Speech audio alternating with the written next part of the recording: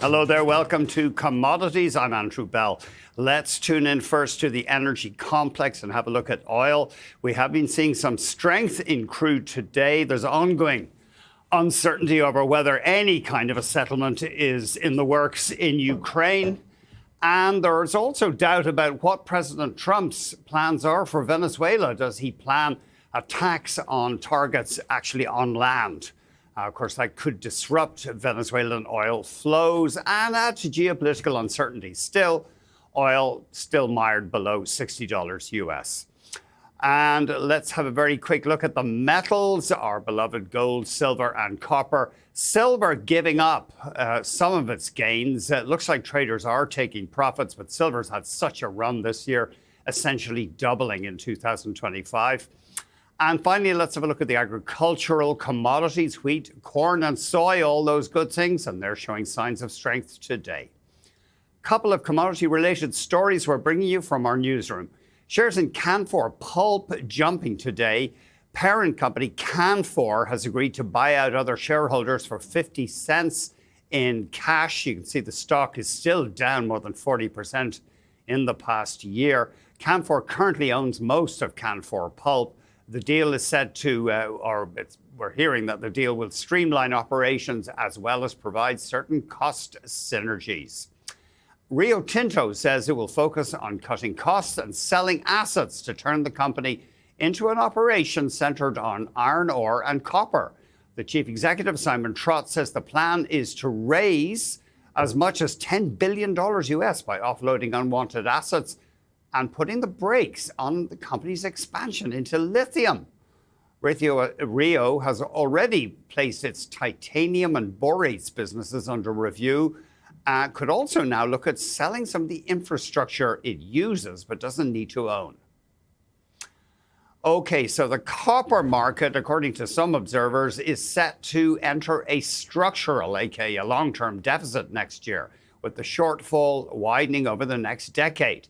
According to Bloomberg, this projection is due to robust demand and constrained supply. Analysts are pointing to mine disruptions in Chile, Indonesia and Peru, and they're helping to drive prices to record levels. Now, the supply from mines and recycling is set to grow, but it will still apparently fall 7 million tons short of demand by 2035. Let's flip back to oil. Oil is up today. There's an unclear outlook as to whether a ceasefire is even achievable in Ukraine, and there are rising tensions between the US and Venezuela. We're joined now by Jeremy Irwin, a global crude lead at Energy Aspects. Jeremy, always great to talk to you. Thanks very much. So uncertainty is lifting oil today, but the price still stuck below $60. Yeah, that's certainly the case. And we are looking at an oversupplied market going into especially the first half of next year, with these projected builds really applying pressure on market sentiment and therefore price.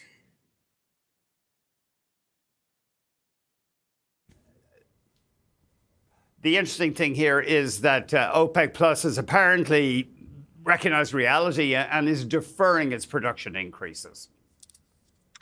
Yeah, I mean, part of that's just seasonal dynamics, right? You have Q1, which is the softest seasonal part of the global balance, and they just decided to pause the unwind to assess the market. And they continue to have that approach, even in some of how they've telegraphed their messaging to the market has very been data dependent, and they will continue to make that their kind of key indicator, looking at the OECD inventories to make, appropriate decisions around managing supply and the global oil market.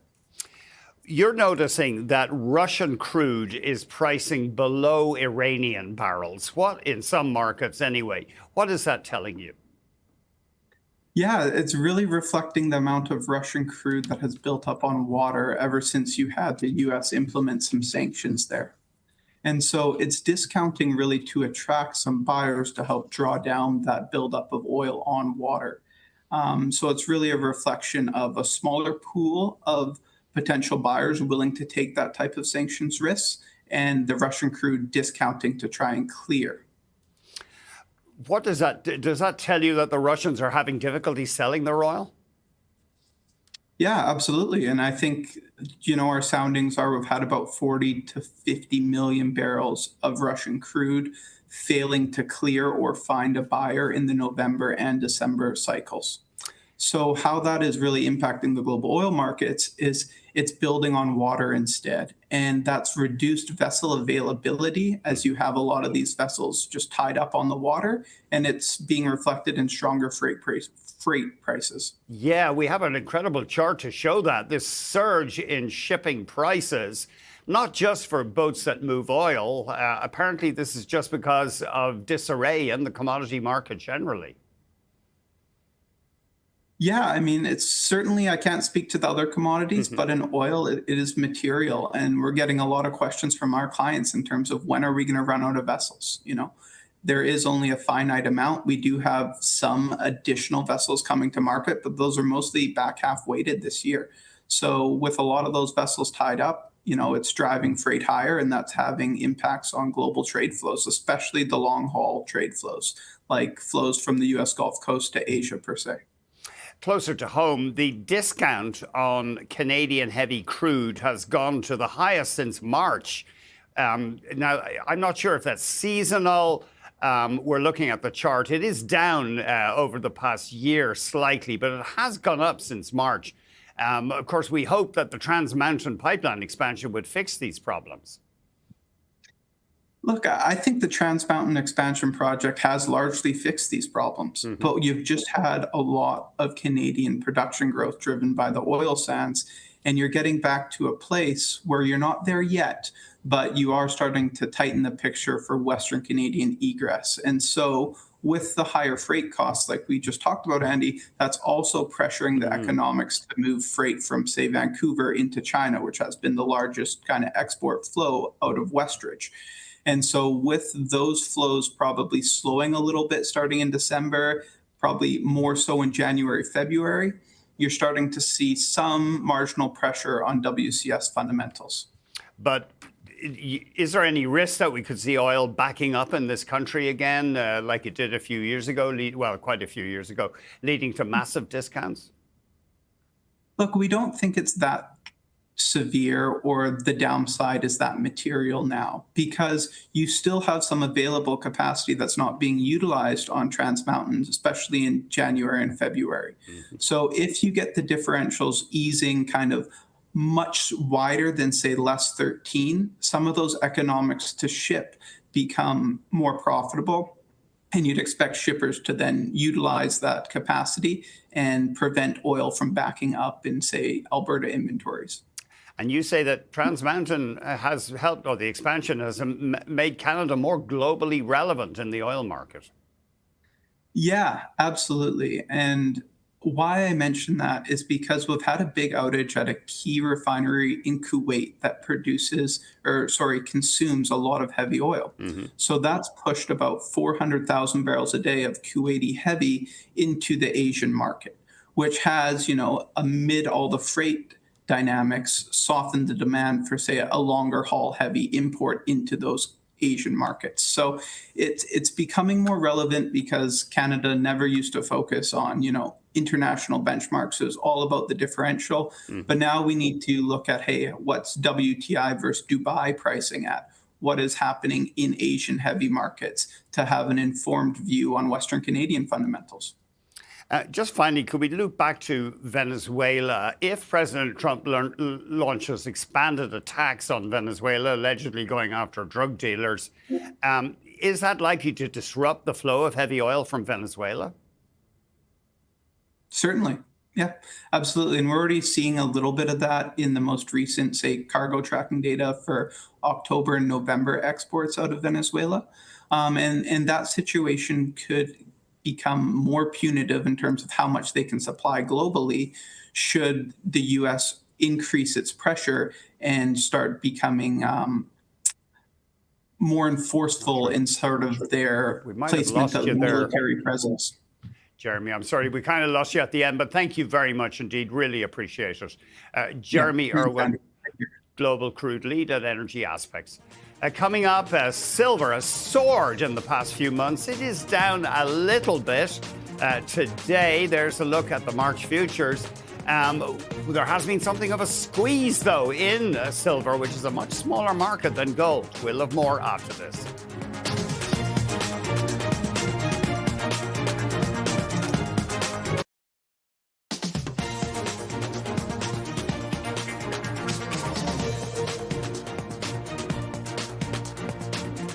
Silver prices down a bit today, but that's after 8 days of gains. Let's get more from Daniel Galley, Director and Commodities Strategist at TD Securities.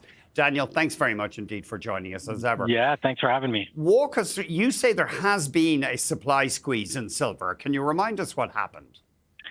Sure, absolutely. I mean, listen, Andy, at the start of this year, I sat across from you at that very table and argued for a silver squeeze you can buy into. Mm-hmm. And the premise was that a flow of metal, a tidal wave of metal was moving from London into the United States, incentivized by U.S. tariff policy. Mm-hmm. And the implication was going to be significant because we were going to drain London inventories, which set global benchmark prices below levels that are sustainable for the market structure. This has now occurred over the course of October. Silver prices have rallied, nearly 100% year to date, and the market is finally turning bullish. But we think the setup has changed now, and in fact, this seems to us like we are setting up for a blow-off top in silver right now. Oh, you mean so a blow-off top would be a sharp decline in silver, Daniel? Eventually a sharp decline, yes. We think there's really only a few weeks remaining in which this kind of extreme volatile price action can remain, but ultimately the setup has changed. Sorry, go on, Daniel. Yeah, the London inventory data has completely improved, and in turn, silver prices no longer need to trade substantially higher and no longer need to sustain these levels. So is this partly because of the move of precious metals and copper into the U.S. market in anticipation of tariffs, and that is now reverting to normal? Yeah, I mean, silver has been 5 years into a structural deficit, so we were always going to end up in this point of time. But that theme has accelerated drain out of London inventories until the moment where silver markets were squeezed. Right. Ultimately, this is a function of the fact that global inventory systems across critical minerals markets have actually fragmented over the course of this year, which means that, although a year ago you might have been satisfied holding physical silver in London, in Shanghai, in New York, and today that's no longer the case. You actually need the physical metal in the right jurisdiction. That is really what catalyzed the squeeze, but the squeeze itself has incentivized London inventories to replenish. Right? Shanghai has emerged as a backstop to London inventory pools. New York has emerged as a backstop to London inventory pools. London inventories themselves are now at the highest levels since silver traded $25 an ounce lower. So clearly, we no longer need this to be the case. And in fact, I think the most bearish development has actually been some evidence that private vaults, which reportedly hold a very significant amount of silver off of exchanges, and scrap have now come back into silver markets. Okay, so you are warning speculators this silver ride may well not last very long. Talk to us about copper as well. Now, we have a chart showing global copper inventories. They are high, but you're talking about fragmentation of inventories. We know that countries are stockpiling frantically, for example. So inventories look like they've been growing, certainly in some jurisdictions, including the COMEX. But that doesn't mean the world is glutted with copper? Yeah, and I'm so glad you brought up this chart because it really is the case in point, right? Global visible inventories in copper markets have risen. So are we concerned about a surplus? We should be able to absorb that surplus with global visible inventories. Well, the issue is that inventories that now arrive into the United States are landlocked from the rest of the world. And most of the time, that the same is true out of China. And what that really means is that throughout this fragmentation process, or as a result of it, global inventory pools, namely the London Metals Exchange, for example, or in the case of precious metals would be the London Bullion Market Association, those global inventory pools are easily drained, but they're not easily repleted. And we know that, or we have high certainty in copper markets that for the next 6 months, that will continue to be the case. This is an extremely powerful microstructure that should exacerbate the tailwinds we expect from macro themes. So the world has become kind of balkanized, hasn't it, in terms of commodity markets with all this strategic stockpiling? Yeah, I mean, the way we look at it is the world is actually inching closer towards a wartime economy. Wow. And really, to be specific about that, what we're talking about is that governments are incentivizing or prioritizing industrial production in some cases and stockpiling in other cases. This is the case because they fear China's dominance in critical minerals and in processing of those critical minerals, and in turn want to secure their supply chains. But in doing so, they're actually creating this rush to stockpile. It's resulting in a fragmentation of inventory systems, and the net impact, again, is bullish for most of these critical minerals. Daniel, thank you very much indeed. Really appreciate it. Thank you, Andy. Daniel Galley, Director and Commodity Strategist at TD Securities. Up next, a Norwegian company is investing more than $3 billion to build a synthetic graphite plant in southwestern Ontario. It's getting quite a bit of government support. What will this mean for jobs and the local electric vehicle industry? That's ahead.